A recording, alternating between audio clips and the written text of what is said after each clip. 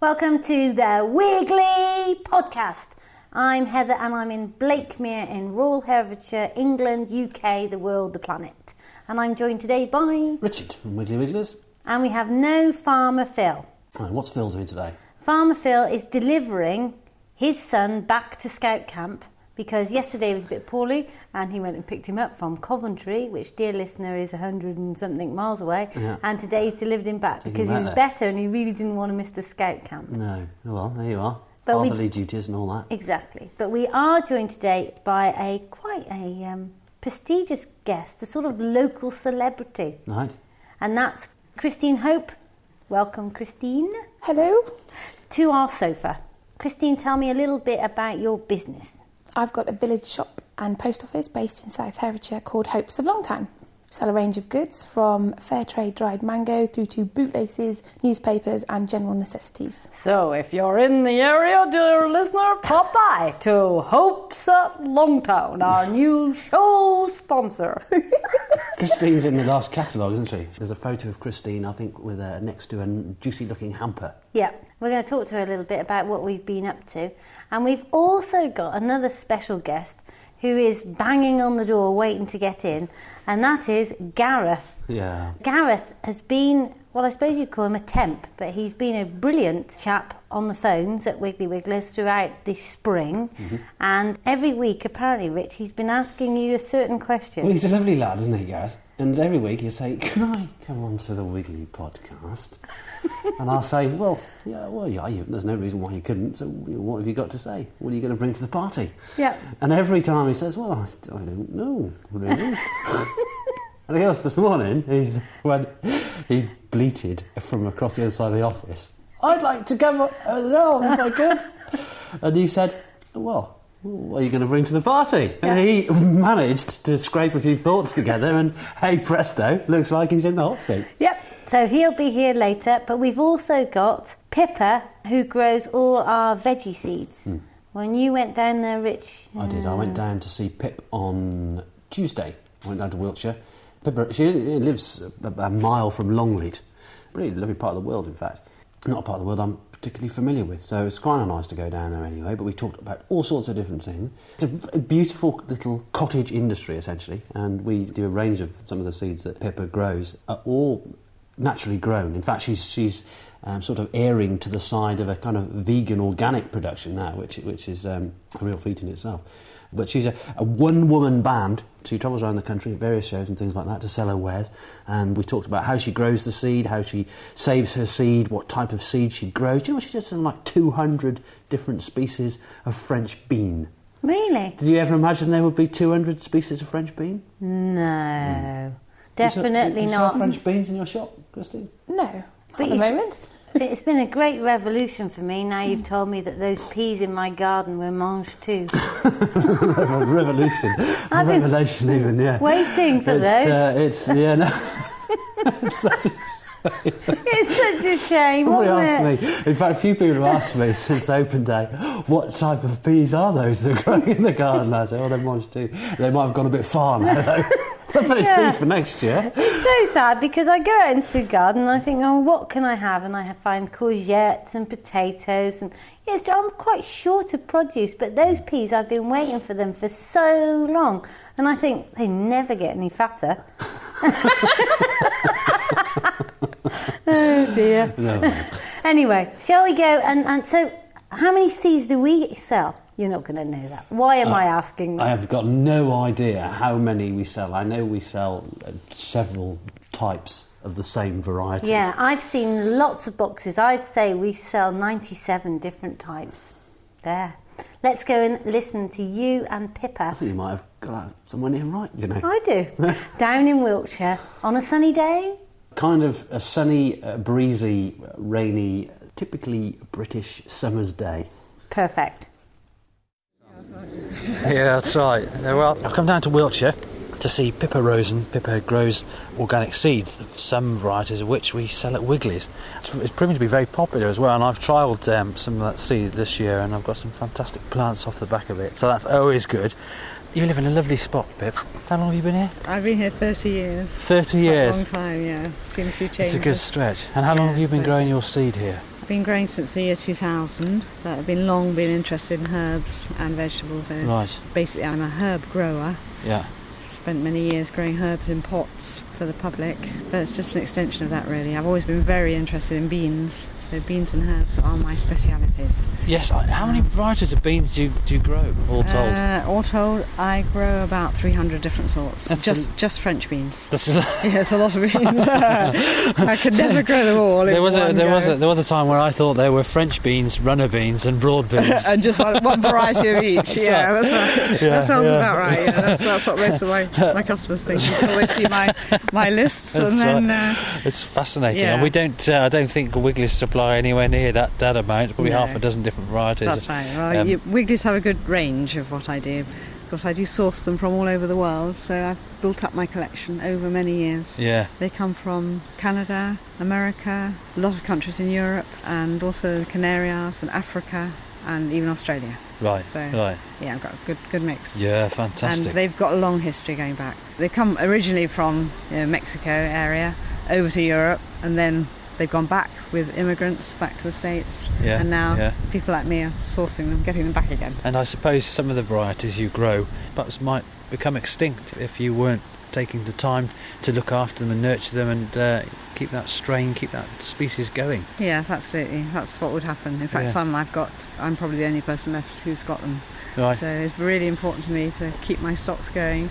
Yeah. And if I have another year like last year, some of those might become extinct. Yeah, well, let's hope not, It's no. all quite dodgy. What's this season been like for us as a growing season for you? So far, not too bad this year.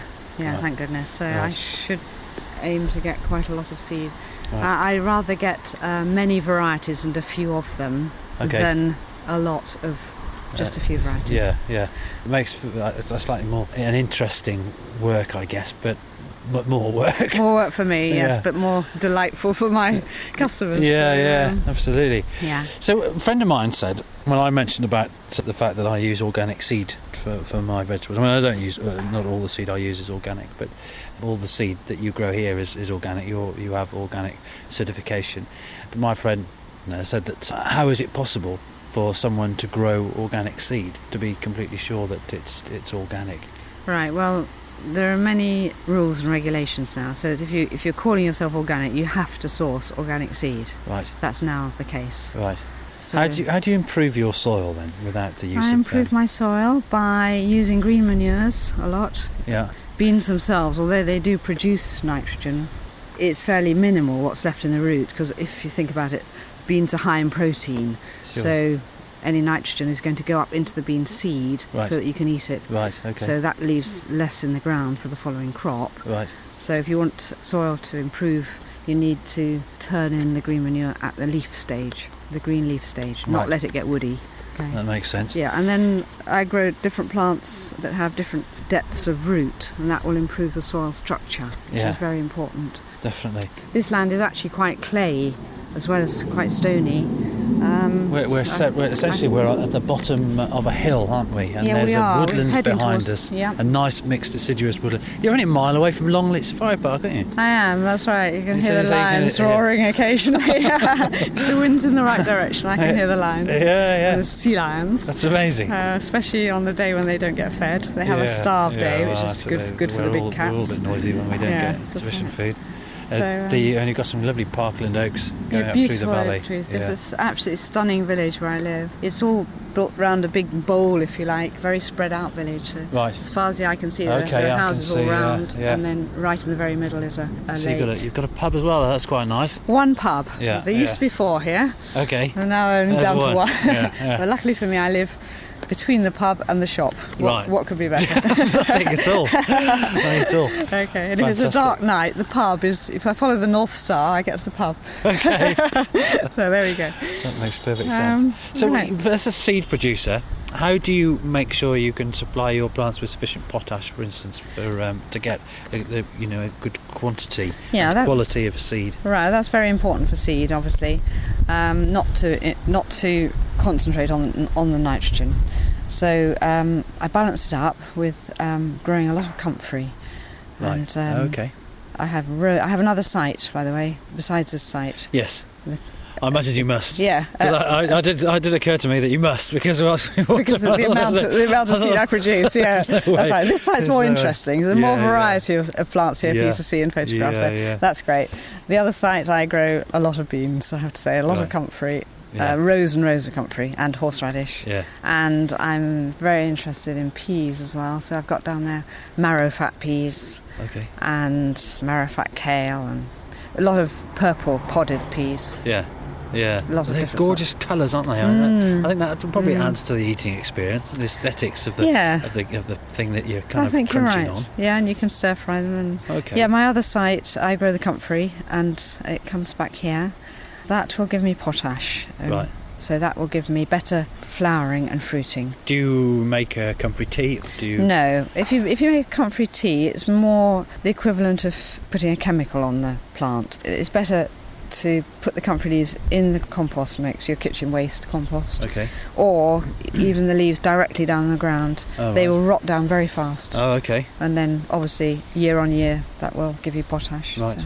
So as I say, this was quite clayey, but I have worked on it over the years, and I have ideal soil now for herb growing. It's 7.0 on the pH scale, so absolutely bang slap in the middle. And vegetables, of course, 6.5, 7 is just fine. Right. So fantastic. I'm very, very lucky. Soil you've got. It's very deep and dark, but it's kind of light and loamy as well, isn't it? Yeah, it is. In a way. It is. Fantastic. You and I are having a great conversation about vegan organic. And it's not a concept that I'm completely familiar with. You're avoiding the use of any animal manures to improve your soils. Yes, I've decided over the years that a lot of land is used for producing food for animals, and that's not really sustainable for the future. No. And so I've decided to personally change my ways of producing. It's a good thing to do. So I should say that we did have just enjoyed a fantastic couple of brown baps with nice thick rashers of ham inside them. Yes, I have. I'm not completely vegan myself. No. But it's great to be able to practice that, especially if it works. I mean, it makes perfect sense, doesn't Absolutely, it? yes. You know. So there you go. That's vegan organic growing. Wonderful. Okay, here we have a parsnip going to seed. Obviously I seeded that last year, and look how lovely and tall. That's huge. I've taken off the side shoots there to produce better seed at the top. You don't want a lot of poor seed. No. So I've taken off the side shoots to promote all the growth into seed. the top. Yeah. And I've had to stake it out. 6 foot tall, aren't they? Yeah, it was keeling over in the wind, enormous. so. Yeah. That will provide enough seed for quite a few customers. How do you do when you harvest this? Because some of this seed is absolutely minuscule, but the parsnip seed is probably larger than most, really. What's the process now? You'll come to harvest this when? Well, again, it'll be about another month, right. And I'll be coming out every day and taking off what's ready that day. Okay. All right. Yeah. And then it'll be going somewhere dry and airy. Yeah. And perhaps on trays and doing its final drying off. Okay. It never gets packed up for storage until its moisture content is down to about 5%. That's true of all seed here. Fine. Okay. What have you got a special dryer or something like that? No, just the air.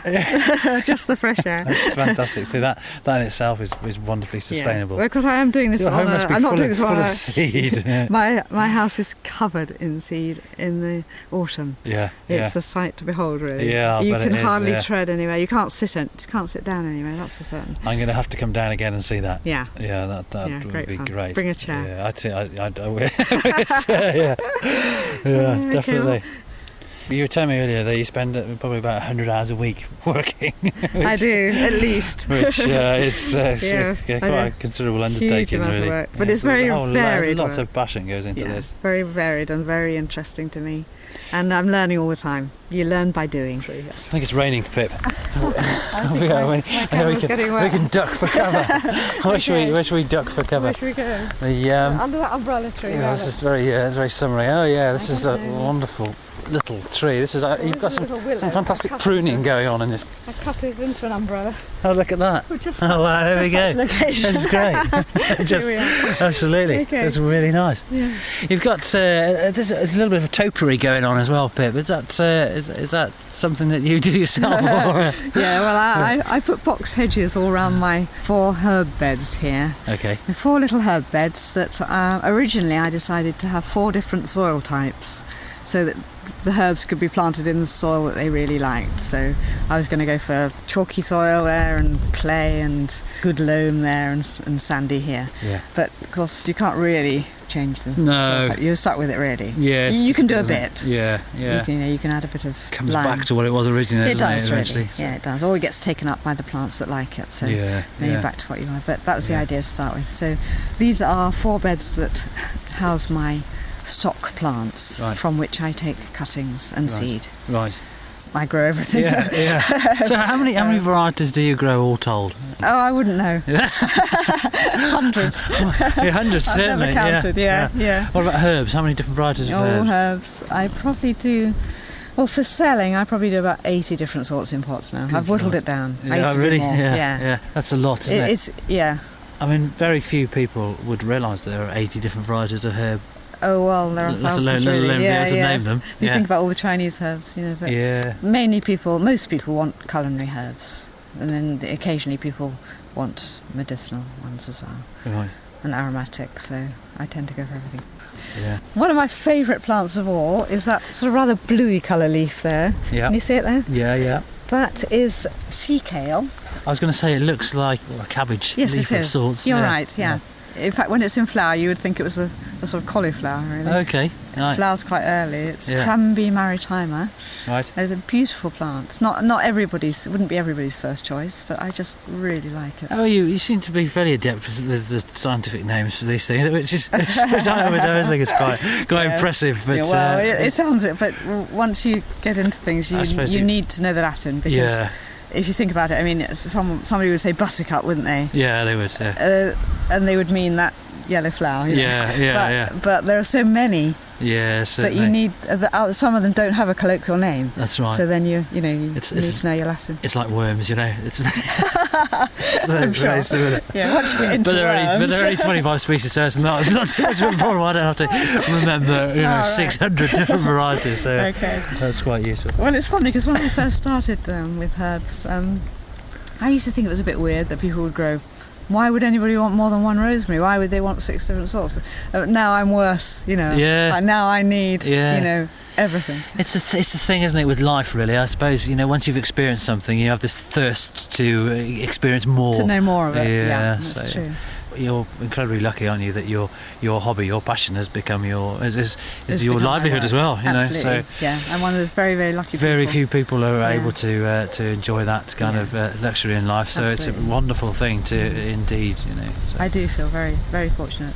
I don't have to go out and do a job I don't like and then come back and try and enjoy myself. No, that's right. Every day is good. Fantastic. Now you've brought this tub out. Are we going to go and pick some seed from somewhere? Let's do that. What seed are you going to look at? What seed are you going to try and pick in these wet conditions? It's not raining a bit. This is not my ideal conditions, but we can try and dry them later. Okay. So this plant here, this is landcress. Right. It just forms a very nice sort of rosette on the ground. Yeah. Dark green leaf, lovely nutritious leaves, by the way. Obviously, the next year it goes rapidly to flower in the early part of the year. It gives a lovely display of yellow flowers, which the insects love because it's very early and they haven't got much else to go for. And here we are, July, and we've got the seed. Fantastic. So when you're looking to see if it's ready, you might think, well, is it or isn't it ready? You're trying to get it before that happens and it twists and drops seed and whatever. I see. Righto. So I need to get it just before nature does its bit. Right. Otherwise I've lost it all. Right, certainly. Yeah. So if you find some that the stem has gone dry, then they're ready. Right. Because the stem has finished feeding the seed with nutrients. Yeah. So that can go at any time. So right. I'll clip it there. Okay. I'll clip the whole stem. Pop that in the. What's the shelf life of a seed? Does it matter? Is it relevant according to the size of the seed? It matters for some plants. Generally speaking, the brassica family, that's all the cabbages and so on, all that family, last a very long time. They can last up to 7 years. Oh, wow. A lot depends on the storage, how you store things, but that's a good long viability. But some things like parsnips are classic, very short viability. Right. So you need to get fresh seed. Okay. Right. And when I say fresh seed, that's parsnip that's been harvested, in about August. Yeah.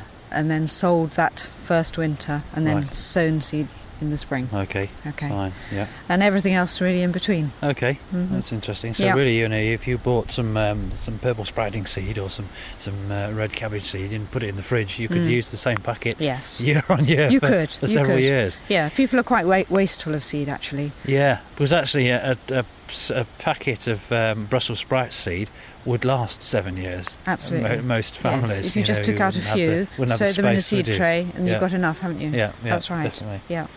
Everything depends on the storage. So things have to be kept cool and dry. So humidity, it has to be low, and the temperature, I would say between 5 and 13 degrees, ideally. So a closed container in the salad compartment of the fridge is a good place ideal. to store your... Yeah. Obviously, beans and peas are very bulky. You may not have room in the fridge, and they'd probably be okay in, say, a brown paper bag in a cool room. Yeah. People make a mistake of keeping things in a jar with a lid on, and they get humidity inside the jar, which is not good.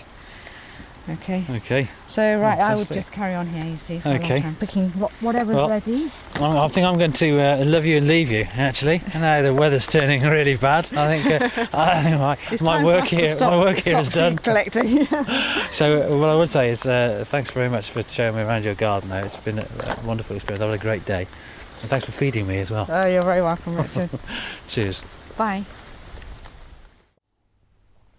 Anyway, Rich, that was lovely. Excellent. Now then, we've got in the room, and we've had this sort of banging on the door for just weeks, and finally we've let him in. So welcome, Gareth, to the Wiggly Sofa. Have you ever been in the Wiggly Sofa room before? No, because I was just saying to Rich as I was walking through, this is the deepest I've been into the Wiggly house. Only having breached the kitchen before. Okay. I think you've been in the larder for squash. I couldn't get the light to turn off. No, you couldn't get the light to turn off. The light's a bit of a puzzle. Does it turn off? No, it doesn't. As you open the door, the light comes on automatically and turns off automatically. But I did have a young lady who was working here who left me a note with the door open saying, I couldn't find the light switch, sorry. Anyway, Christine's here, and the thing is that I know about Christine is she's just come back from starring on The Weakest Link. Now, Christine, I think you got on rather well, didn't you?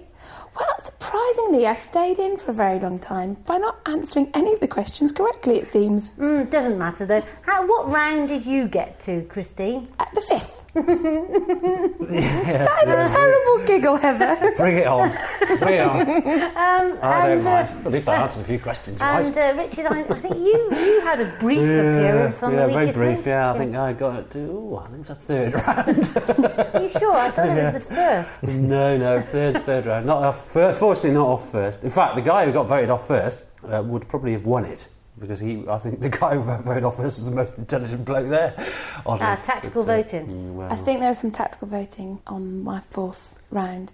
And I'm really sad, the lady who went off first, when we all came back into the room, the green room, she'd gone because she felt so upset, I think. So Liz, if you're out there, you're an absolute star and a lovely lady. Oh. So it was a real shame, I was gutted. Now listen, when are you on? So when can we see you? I don't know, because they're having this thing called the Olympics, so it mucks up the scheduling. Okay, well we'll put out a little message to you, dear Wiggly listener, to tell you when Christine's on, so you can see her live, in person. They don't tell you until a few days beforehand. It's only a few days before. Oh. Yeah, quite literally the day before sometimes.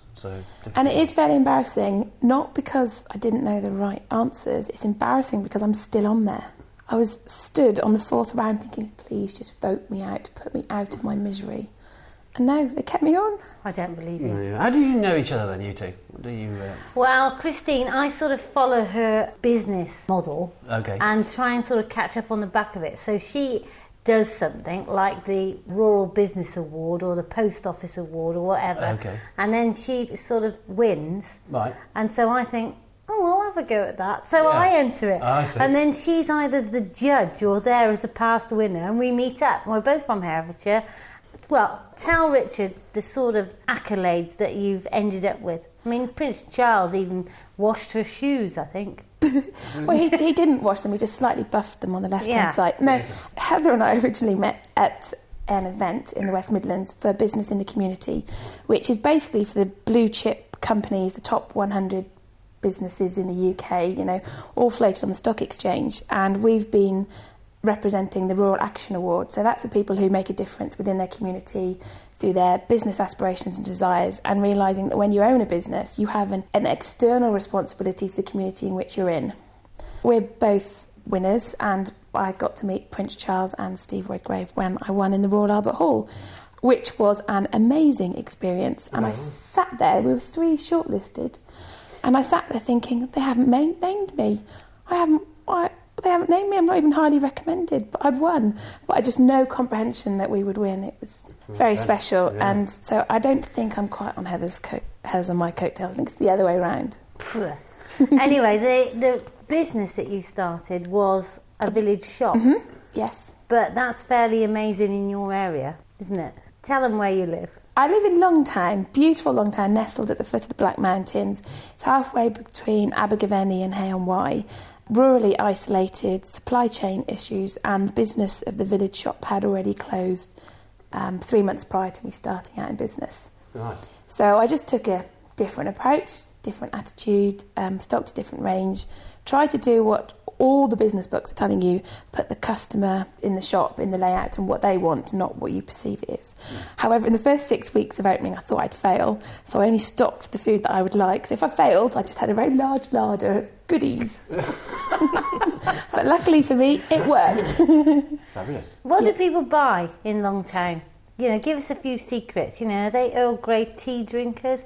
Do they like organic carrots? Are they more of your bird's eye frozen peas? You know, what's the breakdown of the Longtown purchaser? Okay, well, there isn't a typical Longtown purchaser. They go down into 7 or 8 different categories. And without boring you too much, we do have a category group who would appreciate our gluten-free range. We have some people who are desperate for the sun-dried mango, and they've tried to buy it in their local supermarket or the health food shop, and they haven't got it. So we're more along the lines of unusual and different, right next to chocolate digestives. We're not an exclusive shop whatsoever. If you've got money, we'd like to relieve it off you, but we do have a stance on ethical and fairly traded as well. Brilliant. Why is, other than starring on the Wiggly sofa, this episode of the Wiggly Podcast, why else has Christine come today? Well, because we're having a review meeting, because we tried some Wiggly Hopes hampers in our catalogue. So Christine and I got together. The original idea was alcohol. Okay. We figured that we needed to sell hampers with alcohol. So we thought cider, didn't we, Chris? Yep. And local beer and that Perry. Sort of thing. Perry. Ooh. We thought this was a great idea, but the local licensing people didn't see it quite the same as us and brought up, first of all, issues. And so we decided just to try 2 hampers to see how they went. Right. So today Chris is here to find out whether or not we've sold any, whether or not people enjoyed them. So, Christine, the best-selling hamper was the breakfast one, wasn't it? Yes. What do we put in it? Well, we put the granola that's hand-baked in somebody's oven, which is a really delicious sweet flavour. It's not like a muesli at all because it's got a sweeter texture. You can have it straight in a bowl, milk, yoghurt, orange juice with banana, whatever, and it's suitable for any meal and for most special diets as well, as an extra treat. It's got the honey in with the bees collecting from around here as well, so that's really good. And then we've got the apple juice and the 3-fruit marmalade that's made by Claire Jones from Purely Preserves. Oh, and not forgetting the seed that we put in as well, so that all the packaging can be reused, the cardboard and the straw, to then plant your wildflower meadow seed. Yeah, great product. So we'll find out how that went. I don't know how it's gone, but I've got some pieces of paper and my enormously big calculator to do some big sums on it later. Fab. Anyway, that's the end of this week's show. Sorry, Gareth, there's no time for you. That's okay. Only joking. Rich, let him in. Oh, I mean, let this boy in. So what have you got to say for yourself, Gareth? You listen to the Wiggly Podcast, don't you? I know that. I do listen to the podcast, yes. A fan since you started your exploits at Wiggly's. How long have you been here now? Approaching 5 months now. And, God, really? Yeah, since moving back up to Herefordshire, living in Cardiff for 4 years. Living the life of McDonald's and God knows whatever rubbish there is available there. Right. Now eating food out my own garden and looking after my lovely worms. So really taken back to the country life that is that Hereford has to provide. Oh, isn't that lovely? Fantastic. So you quite honestly, you've grown some of your own vegetables then? Yeah, we had those Dunbar Rovers that we had a couple of months back. Yeah. Got those in the ground in the garden that my mum and me rotivated thoroughly. Right. Now enjoying those as part of our evening meal. Well done. And your worms are doing well? Yeah, so far. I don't think I've lost too many, if any at all. Just a case of rescuing them all out the bottom every day. And the unfortunate thing is, of course, because you're in actual fact you're a temp, aren't you? Yeah. So you had to pay for your worm free, whereas everybody else. I hope you got a staff discount, Gareth. yeah, I couldn't get any more than the staff discount at Rach, though. She wouldn't budge on that. So that's conviction for you, isn't it? You stumped up some hard-earned cash to set up your own wormery. So Have you used far, any of your compost yet, or your worm peat? No, not yet. Just leaving it as it is, really, and getting that going. And Yeah. once we get some produce off it, we'll be putting it back into the garden and completing the cycle, really. Yeah, well done. What's it like, Gareth, answering all the questions on the phones from the Wiggly customers? Have you had some funny moments, or is it frustrating? Or There's funny moments every day, really. is there? It does get a little bit frustrating with the same recurring questions from the customers, but you can always take a different approach with it. And most people hang up knowing the answer and don't hear from them again. So that's obviously a good sign that they've taken our advice on board. What's the most popular question? Why are my worms in the bottom and they're all dying? Oh God, we'll cut that out. Edit that bit, yeah. So what's your answer then? When someone asks you why are my worms in the bottom of my wormery and they're all dying, what do you say? It's because the moisture given off by the kitchen waste that they put in, by the potatoes, carrots and lettuce and everything else, is all being absorbed by the coir block that they're still living in, all the compost that the worms have made previously. And obviously with worms breathing through their skin, they can't breathe and they go south to escape. But little do they know there's a pool of water below them, so they're no better off. It's like out of the frying pan into the fire kind of thing. But by adding enough dry material into the top, you should absorb that moisture and make it harmony again for them. Well done.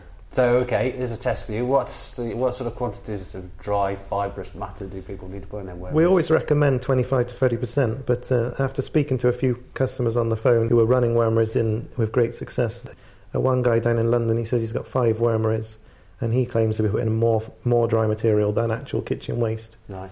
And I mean, he's running 5 with 5 stacks on instead of the usual 3 with great success. Fabulous. What does he use, a catering guy, is he? I don't know. He just rang up and ordered a structure with not a value pack, just a structure, Right. with 2 extra trays. So it was only plastic in the trays. Okay. And he was just running it like that with more fibrous material than kitchen waste and getting a load of compost off that, as well as more worms than he could do with. So Yeah. he was ended up giving them away to everyone Right.